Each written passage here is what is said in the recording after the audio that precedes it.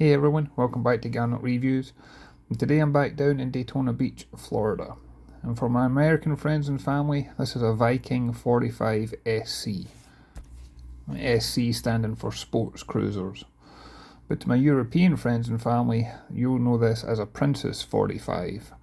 In the late 90s and the early 2000s, Viking Yachts and Princess Yachts, they collaborated together, and that way they introduced the Princess range over in America under the Viking brand. This particular example is a 2001 and she's up for sale for $239,000.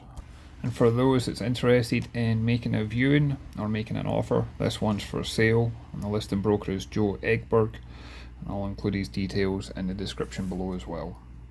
I personally have a soft spot for Princess yachts. When I was a teenager, my dad had a 1982 Princess 38 when I was living in Scotland, and we cruised all over the Clyde and crossed the Irish Sea over to Ireland, and that boat could handle any weather. And if we start in the aft cockpit, I love how spacious this is for a boat of this size. You'll see it's got rod holders to both port and starboard, but I like the way that they have the cleat and the rope locker secured off so that you don't have to worry about tripping on it whenever you're tied up in the marina.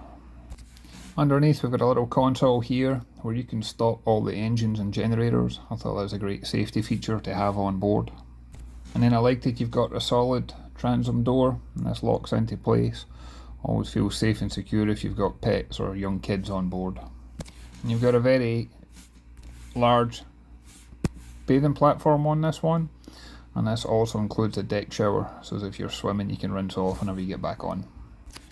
And then as a pan round for the aft cockpit, we've got some really comfortable cockpit seating out here. You'll probably fit, I would say, 5 or 6 adults.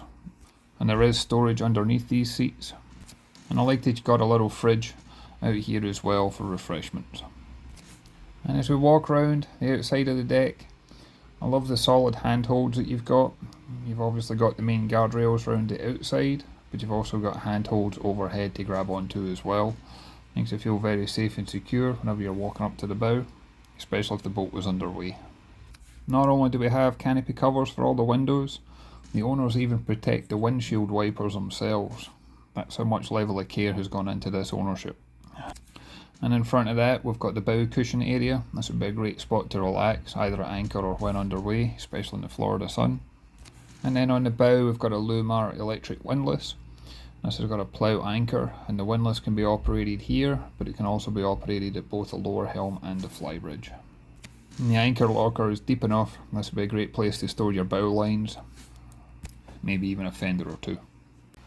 And then as a pan round, and we get to have a great look at this either Princess or Viking, depending how you look at it.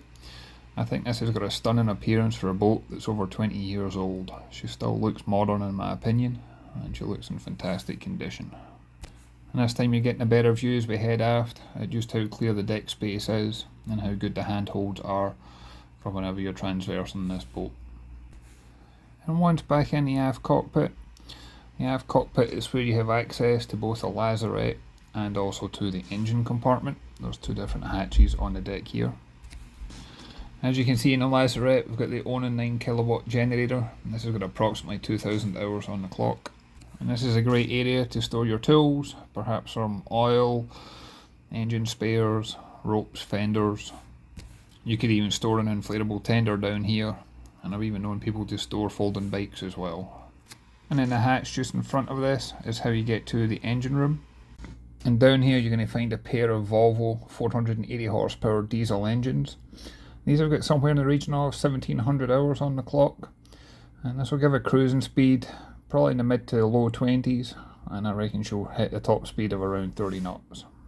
These engines are coupled to ZF marine transmissions, and they also have dripless shafts, making this a very dry engine room on very dry bilges. I also like that all the main service components that you would have on a routine basis is clearly accessible, and that includes the fuel water separator that's mounted on the access to the engine room itself. And then as we enter into the main accommodation, you'll find it in the saloon on the port hand side. We've got a pop-up TV and entertainment centre behind the seats here. And this provides a Samsung 40-inch television. And I like this design because it always makes the TV safe and secure, especially when the boat's underway. And being that this is a Florida boat, it also helps protect it by not being in direct contact with the sun, since it's stored down below. And for this television, we actually have a satellite TV receiver built into the entertainment package, and there's also a Bose surround sound system as well. And the seats that you see in front of the television, these have got storage underneath. And then on the starboard side, we've got a U-shaped seating area, and it's got a cockpit table in the middle, and there's storage under these seats as well. I found there to be great headroom on board. I'm roughly 6'2" and I never had any issues here. And I also like the colour contrast between the woodwork and the leather fabric that you see. It feels like a very elegant yacht when you're on board. And as we move up to the lower helm, I like the fact that they've got 2 seats here, and you're looking at a Garmin GPS, and this is a multifunction display. We also have a Simrad VHF radio. You get Raymarine autopilot depth speed log, and this one's also equipped with a bow thruster to make manoeuvrability much easier. I personally like the walnut dash effect. It reminds me of the old Jags and even Rolls Royces, things like that. And the wheel also reminds me of something I'd typically expect to find in a Caterham, so it's definitely got that British touch to it. And then as we move forward, you'll find a galley on the port hand side. And this is a well-equipped galley with a 3-burner Force 10 electric cooktop stove. You've got a Frigidaire microwave oven. You've got under-counter refrigerator. You've got a deep stainless steel sink. And plenty of storage lockers and cabinets for all your essentials. And as we move forward again, this time on the starboard side, you'll see you've got the control panel. And this controls a lot of the applications on board, including the generator. And one element that took me by surprise is on the port hand side, we've actually got a washer and dryer built into this boat. So if you are looking for extended cruising, this is going to be something you'll find very beneficial.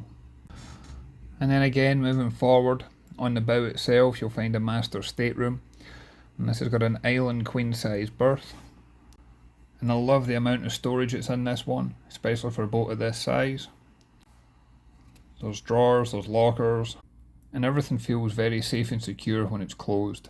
It gives you a feeling that nothing's going to open while the boat's underway.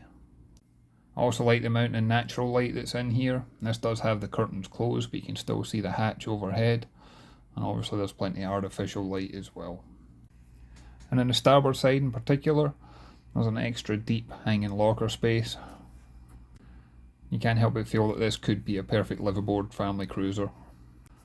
And this stateroom itself is actually en suite. And this has got a vacuum flush head system. And I like the fact that this one has got a separate shower compartment from the toilet itself. And there's plenty of storage in here for all your toiletries and personal belongings. And I should point out, this yacht is equipped with a 30-gallon holding tank. It's got 150-gallon fresh water, and it's got 383 gallons of diesel.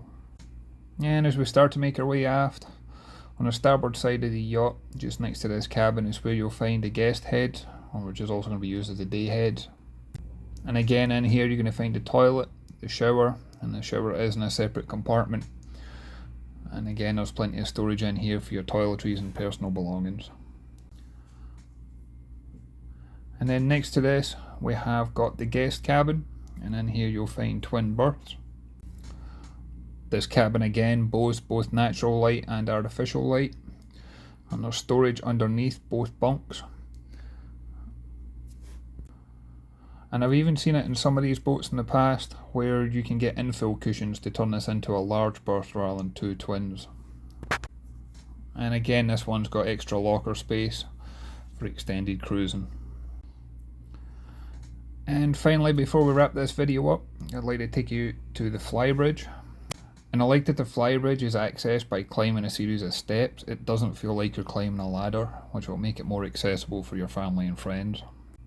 And when you do get up on the Flybridge, you'll see we've got a lot of spacious seating for guests to be up here. And they've got the benefit of having this large bimini top over the top. That way it gives you plenty of shade, but also protection from the rain as well.